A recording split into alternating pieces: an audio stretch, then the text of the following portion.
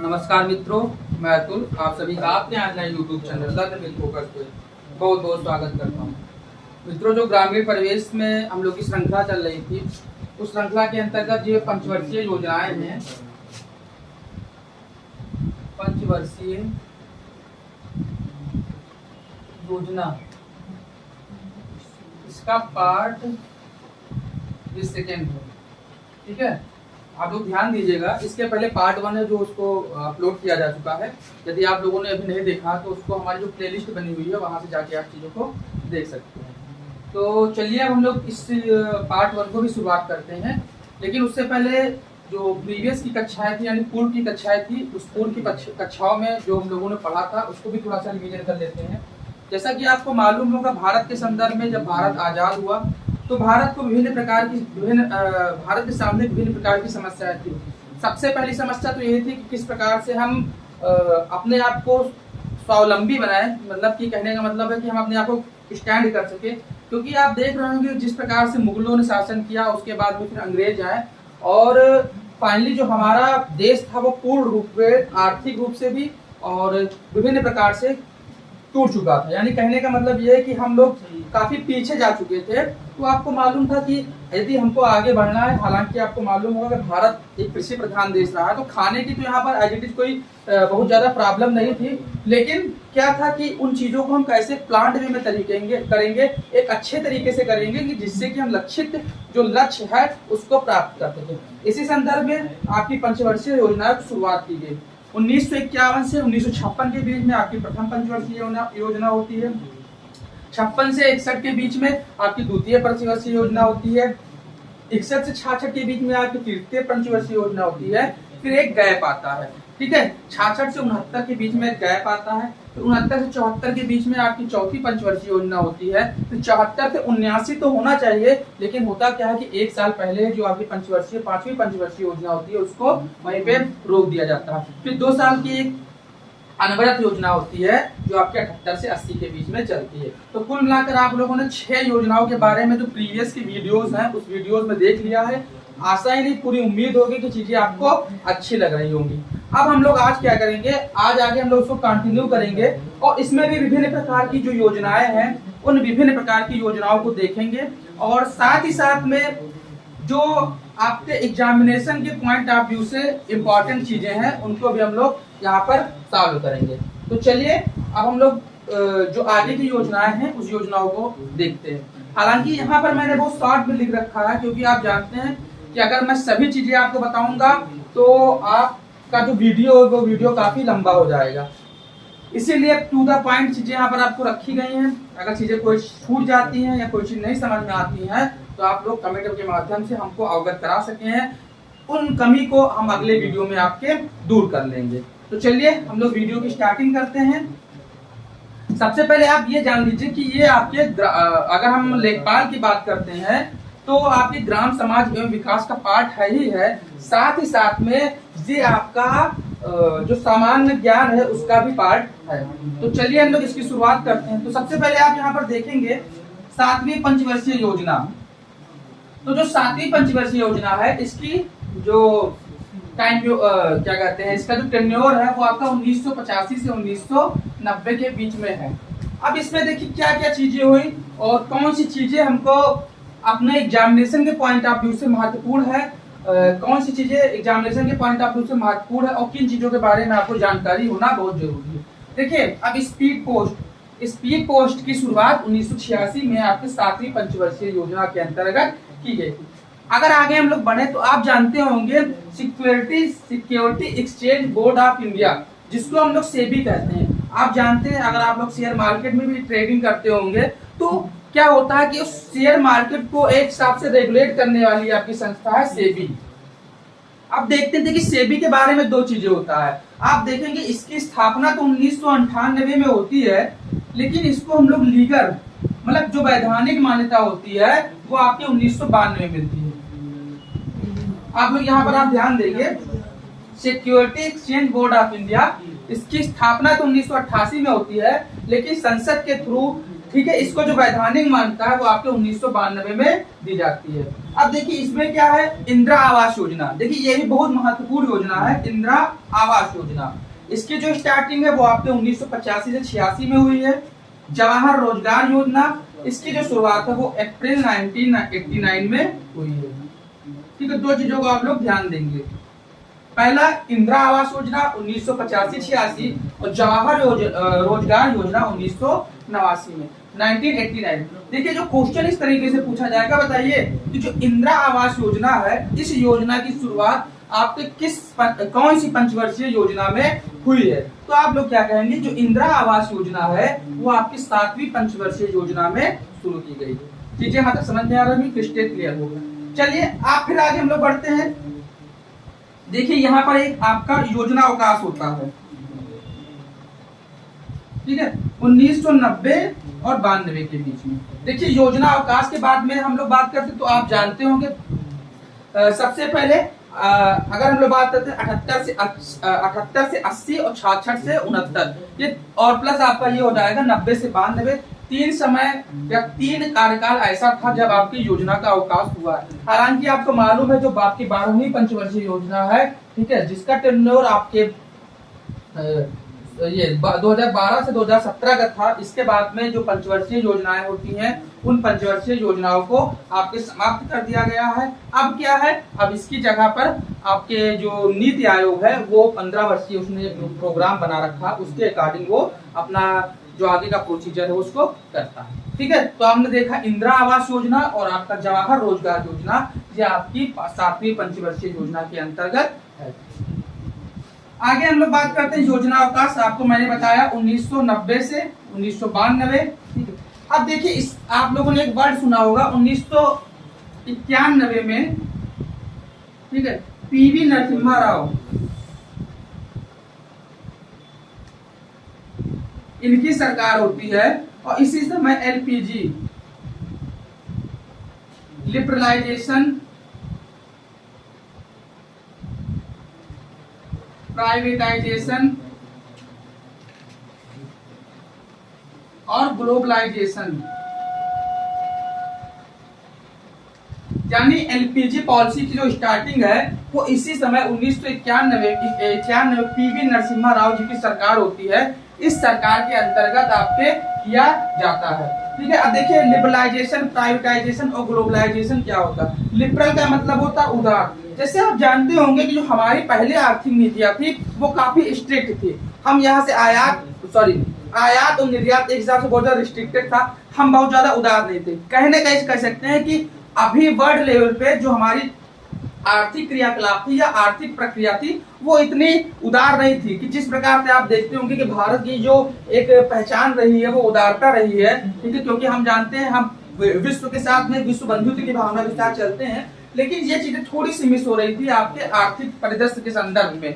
तो उसमें हम लोग देखेंगे यहाँ पर आपका एलपीजी लिबरलाइजेशन, प्राइवेटाइजेशन और ग्लोबलाइजेशन का दौर होता है। ठीक है, इसी के दौरान 1991 में एलपीजी पॉलिसी आपके इराक की जाती है। आप जानते होंगे कि इसके पहले हमारे यहाँ आर्थिक स्थिति बहुत ही खतरनाक हो गई थी। मतलब ऐसा कुछ मान के चलिए कि हमारे पास कुछ इतना धन था कि हम बहुत ज्यादा नहीं, बहुत कम समय के लिए जो अपनी आर्थिक एक्टिविटियां हैं उस आर्थिक एक्टिविटी को आगे हम लोग आगे कर सकते थे। लेकिन होता क्या है कि इसके बाद में एलपीजी पॉलिसी, उस समय आप जानते हैं वित्त मंत्री, ठीक है, आपके डॉक्टर मनमोहन सिंह थे, जो बाद में हमारे भारत देश के प्रधानमंत्री भी 2 बार बने हैं। तो इसीलिए इनको आर्थिक सुधारों की जनक कहा जाता है। एज अ इकोनॉमिस्ट ये काफी इंटेलिजेंट है, ठीक है, क्योंकि इनकी जो मूल प्रोफेशन है वो आपके अर्थशास्त्री है। बाद में हालांकि ये प्रधानमंत्री भी बने। तो यहाँ तक आपकी चीजें समझ में आई होंगी। यानी योजना अवकाश 1990-91, इसी में आपके 1991 में एलपीजी पॉलिसी लाई जाती है। डॉक्टर मनमोहन सिंह जो होते हैं वो उन्हें हम लोग आर्थिक सुधारों के जनक के रूप में जानते हैं। आगे हम लोग देखते हैं 8वीं पंचवर्षीय योजना के बारे में। 8वीं पंचवर्षीय योजना के बारे में बात करेंगे तो जो इसका टाइम पीरियड है 1992 से 1997 रहता है। आप लोगों को मैंने इसके पहले वीडियो में बताया था कि जो आपकी तीसरी पंचवर्षीय योजना थी, तीसरी पंचवर्षीय योजना को हम लोग काफी एक असफलतम योजनाओं के रूप में देखते हैं। इसी के इतर हम लोग जो आपकी 8वीं पंचवर्षीय योजना है, इस पंचवर्षीय योजना को हम लोग काफी सफल पंचवर्षीय योजना के रूप में देखते हैं। अब देखिए इसमें क्या था, रोजगार आश्वासन योजना 1993 इसमें लागू की गई थी। यानी कि अगर कभी आपसे ये क्वेश्चन पूछ ले जाता है कि बताइए निम्नलिखित में से कौन सी पंचवर्षीय योजना सबसे सफलतम पंचवर्षीय योजनाओं में थी, तो आप क्या बताएंगे, आपके 8वीं पंचवर्षीय योजना। यहाँ तक चीजें आपको बिल्कुल समझ में आ रही होंगी। चलिए हम लोग आगे बढ़ते हैं। आगे हम लोग बात करते हैं 9वीं पंचवर्षीय योजना की। तो जो 9वीं पंचवर्षीय योजना थी 1997 से 2002 के बीच में, ठीक है। अब क्या था कि आगत निर्गत मॉडल पे आधारित थी। अब इसमें देखिए एक बहुत महत्वपूर्ण चीजें पूछी जाती है, जैसा कि मैंने आपको बताया था, तो गरीबी हटाओ है वो 5वीं पंचवर्षीय योजना के दौरान नारा दिया गया था। इसके अतिरिक्त बेरोजगारी हटाओ 6वीं पंचवर्षीय योजना के अंतर्गत जो नारा दिया गया था। अब यहाँ पर एक देखिए बहुत ही जरूरी क्वेश्चन पूछा जाता है आपके, स्वर्ण जयंती ग्राम स्वराज योजना, जो कि आपके 1 अप्रैल 1999 में से जिसकी शुरुआत होती है। चीजों को आप बहुत ध्यान से देखेंगे क्योंकि ये आपकी योजना तो है ही है, साथ में बहुत सी ऐसी योजनाएं हैं जो कि पर्टिकुलर उस पंचवर्षीय योजनाओं में शुरू की गई। क्योंकि आपको मालूम होगा जब से भारत आजाद हुआ और 2017 तक ये सब योजनाएं किसी न किसी ईयर में स्टार्ट की गई होंगी, और जो इनका ईयर मतलब इनका जो बेस था वो किसी न किसी पंचवर्षीय योजना के अंतर्गत रहा होगा। तो ये चीज आपको बहुत ध्यान रखनी पड़ेगी कि आप पंचवर्षीय योजना तो पढ़ ही रहे हैं, साथ ही साथ में इसके अतिरिक्त आपको विभिन्न प्रकार की योजनाएं भी पढ़ने को मिल रही है। तो इसी संदर्भ में आपकी 8वीं पंचवर्षीय योजना हो गई। 9वीं पंचवर्षीय योजना को मैंने आपको बताया स्वर्ण जयंती ग्राम स्वराज योजना आपकी 9वीं पंचवर्षीय योजना में चलाई गई। जो इसका टेन्योर था, जो इसका टाइम पीरियड था, दैट वाज फ्रॉम 1997 टू 2002। ठीक है, चलिए तो ये आपकी हो गई 9वीं पंचवर्षीय योजना। देखिए चीजें और बहुत कुछ है, लेकिन यहाँ पर हर चीजों को बता पाना, हर चीज को लिख पाना संभव नहीं है। एक हिंट हम आप लोगों को देते जा रहे हैं, आपके पास में बुक्स है और भी बहुत सी ऐसी चीजें होंगी जहां से आप योजनाओं को पढ़ सकते हैं और अधिक जानकारी वहां से ग्रहण सकते हैं। हालांकि देखिए जो लक्ष्य है, और मान लीजिए 2% या 3% लक्ष्य रखा गया, वो काफी डीप का क्वेश्चन हो जाता है। उस ऐसे क्वेश्चंस की आने की संभावना बिल्कुल ना के बराबर होती है। अगर आता भी है तो आप 100% जब श्योर रहें तभी ऐसे क्वेश्चनों को टिक करेंगे, अन्यथा स्किप करके हम लोग आगे बढ़ जाएंगे। तो चलिए 10वीं पंचवर्षीय योजना के बारे में पढ़ते हैं हम लोग। तो जो ये योजना थी सामाजिक न्याय समता के साथ आर्थिक विकास। आप देख रहे हैं कि जैसे जैसे हम आगे बढ़ते जाएंगे, अभी तक क्या था कि हमको आर्थिक रूप से सक्षम बनना था, हमको आयात प्रतिस्थापन करना था। यानी कहने का मतलब है कि हम चीजों को निर्यात ज्यादा करें और आयात कम करें। इन सब चीजों पर आपकी धीरे धीरे वर्क चल रहा था। अब क्या है, अब ऐसी पंचवर्षीय योजनाएं आएंगी जिसमें कहीं ना कहीं आपके आर्थिक समानता की बात की जाएगी। ठीक है, तो इसी संदर्भ में आपकी 10वीं जो पंचवर्षीय योजना है सामाजिक न्याय समता के साथ में आर्थिक विकास। अब देखिए इसमें लक्ष्य क्या था, 2007 तक गरीबी अनुपात 26% से घटाकर 21% तथा 2012 तक 15% करना। चीजों को आप लोग बहुत ध्यान से देखेंगे। आगे हम लोग बात करते हैं 11वीं पंचवर्षीय योजना। तो 11वीं पंचवर्षीय योजना आप जानते हैं कि लास्ट की पंचवर्षीय जो योजना थी 12वीं पंचवर्षीय योजना थी।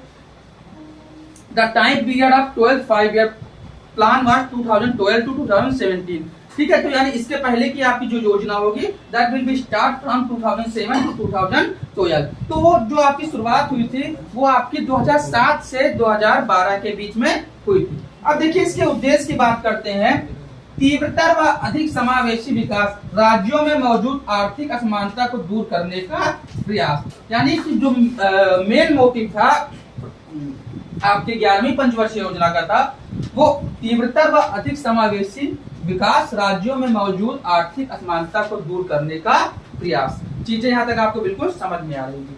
अब आगे हम लोग देखते हैं that was last 5-year plan.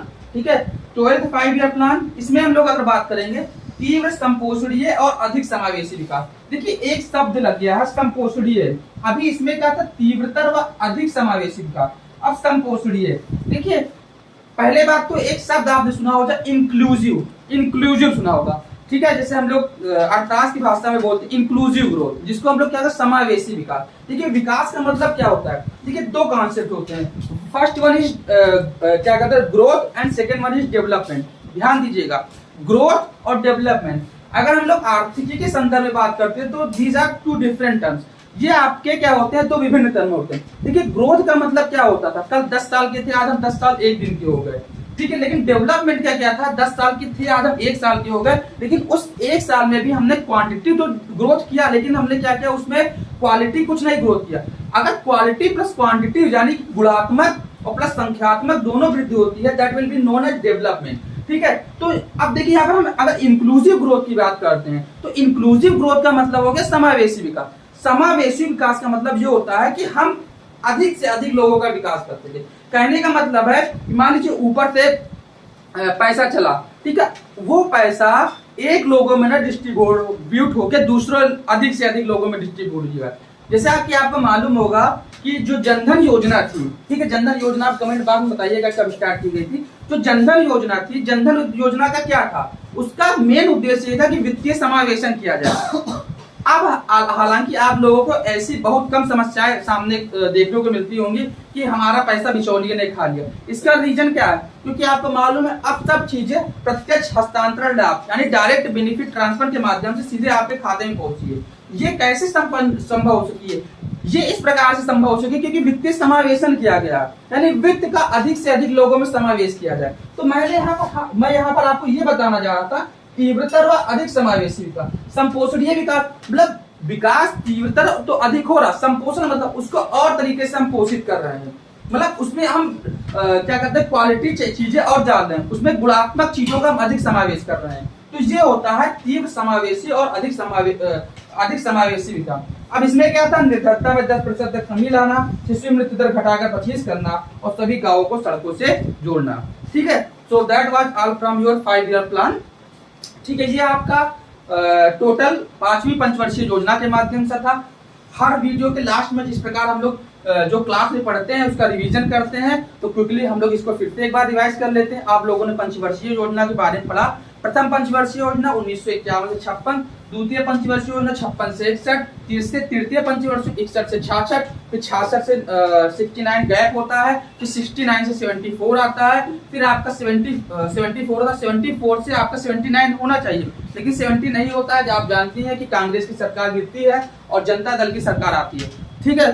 तो 78 से फिर 80 होता है, फिर 80 से 85 होता है, फिर 90 से 95 जो आपकी 7वीं पंचवर्षीय योजना है, ठीक है।